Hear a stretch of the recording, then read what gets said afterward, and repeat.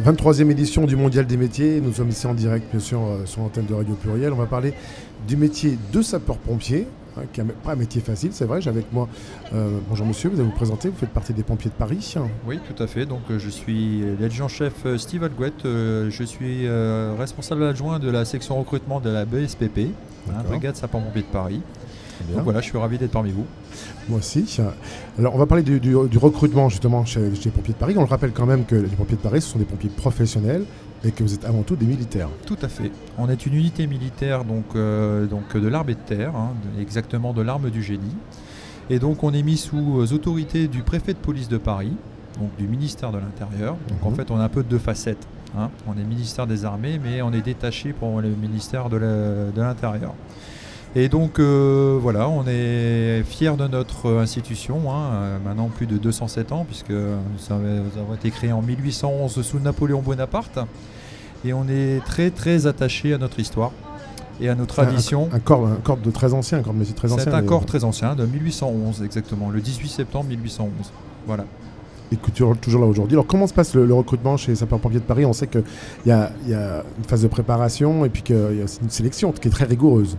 Elle est assez rigoureuse, effectivement, mais alors c'est pourquoi... de par son côté militaire, peut-être, non? Alors c'est le côté militaire, mais effectivement, on a une sursollicitation au niveau opérationnel. Donc j'aime bien souvent dire cette phrase, c'est un esprit sain dans un corps sain. Et donc pour pouvoir évoluer et puis dans notre métier, il y a beaucoup d'interventions.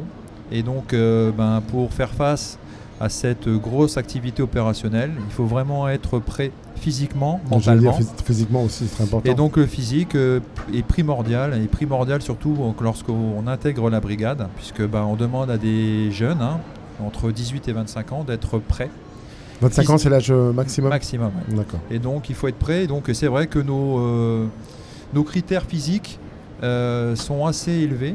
Mais ça leur permet, lorsqu'ils arrivent le premier jour de l'incorporation, dans leur formation de 4 mois, d'être prêts et puis de ne pas subir justement ces 4 mois de formation qui sont quand même intenses, du lundi au vendredi. Donc ils se lèvent très tôt, 5h30, et se couchent à 23h. Et c'est presque du non-stop. Donc voyez-vous... Combien de temps de formation à peu près pour devenir pompier de Paris? Alors chez nous à Paris, là je parle vraiment purement pompier de Paris, c'est 4 mois de formation Fort de Villeneuve-Saint-Georges en 94. Intense. Et après c'est 2 mois de vérification d'aptitude.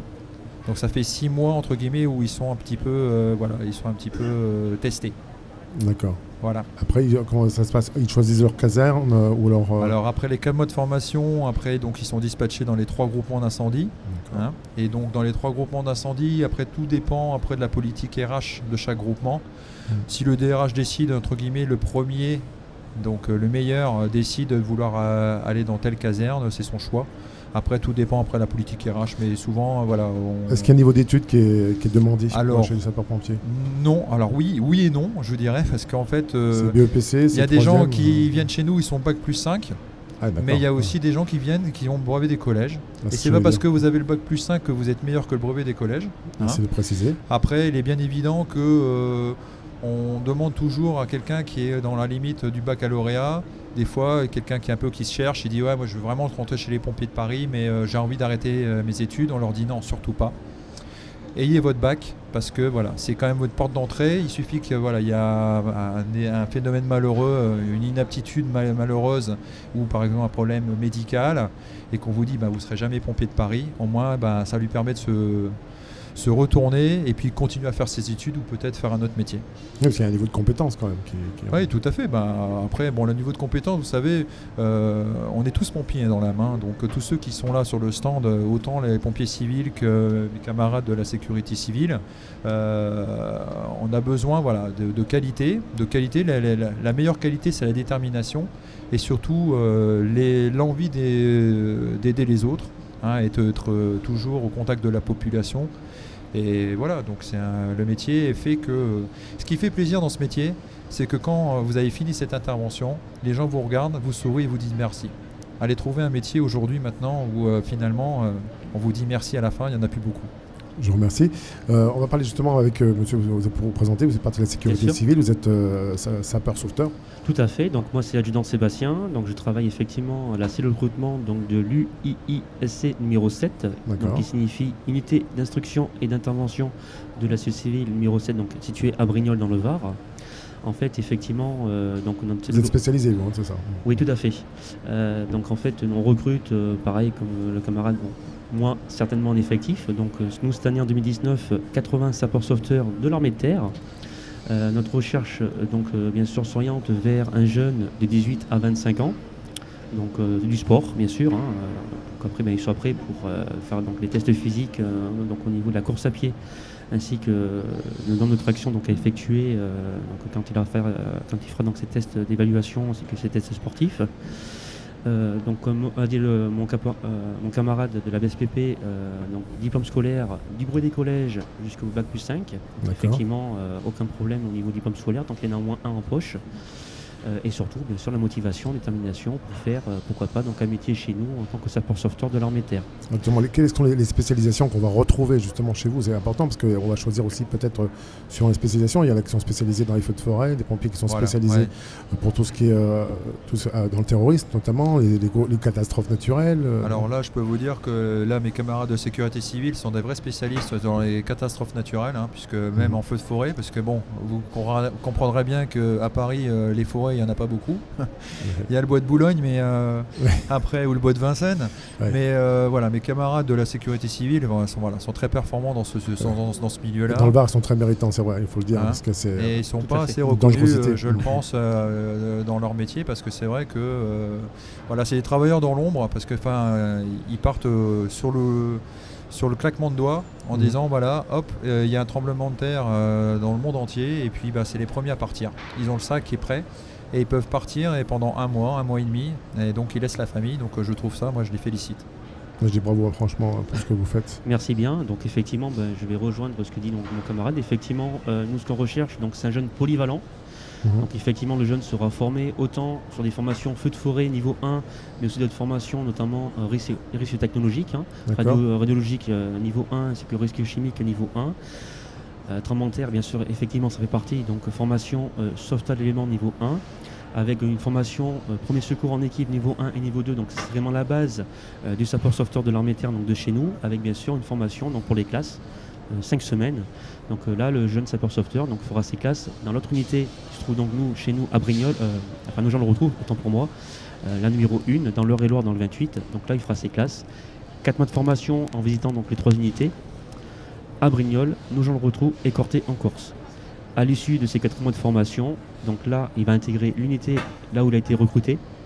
6 mois d'adaptation, vie militaire ainsi qu'aux astreintes immédiates, puisqu'effectivement, comme dit mon camarade, c'est quand même assez costaud au niveau des astreintes immédiates. En 1 heure maximum, la compagnie rassemblée pour un départ immédiat au bout de 3 heures, donc ça va très très vite. Et effectivement, on peut partir n'importe où en France, à l'autre bout de la France, ou comme ça peut être aussi à l'autre bout du monde. Donc c'est vrai qu'au niveau réactivité et au niveau spécialisation et formation militaire et formation secours, on est formé pour effectivement accomplir ce genre d'intervention, de mission en France et à l'étranger. Je vais revenir rapidement sur aussi le recrutement des spécialistes, parce qu'effectivement des spécialistes dans le soutien, dans le soutien, on n'en parle pas trop malheureusement. Et il faut savoir que comme nous on est un régiment de l'armée de terre, on a aussi besoin de cuisiniers, de mécaniciens. Donc là par contre c'est partie logistique, c'est partie logistique bien sûr.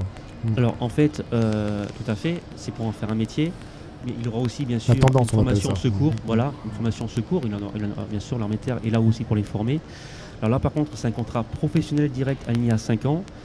Et l'âge, c'est assez large, c'est-à-dire qu'en fait, c'est de 17 ans et demi jusqu'à pratiquement 29 ans. Avec un diplôme scolaire en poche, on va dire orientation, soit un CAP cuisinier, pour être cuisinier, dans ce qu'on nous demande, ou être mécanicien avec un CAP mécanicien. Voilà, c'est vraiment, on va dire, la base minimum, avec bien sûr une critique de sport, pour après, pourquoi pas, s'engager chez nous, faire carrière.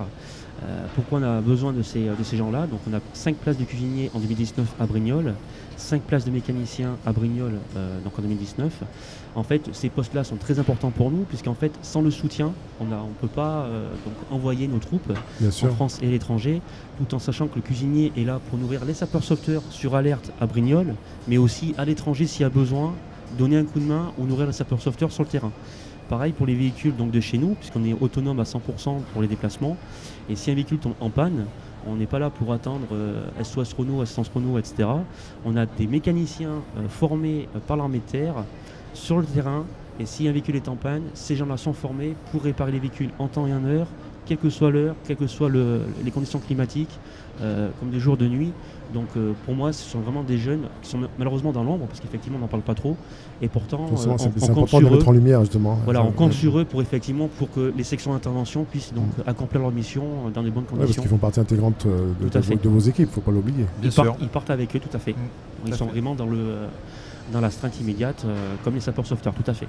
Pour le recrutement des forces vives, chez vous, chez les sapeurs-pompiers, il y a un site internet, on s'adresse au ministère intérieur ou il y a un site bien précis? Alors nous, nous on a directement un site, www.pompiersparis.fr, onglet recrutement. Déjà vous avez toutes les caractéristiques pour pouvoir faire un recrutement de qualité.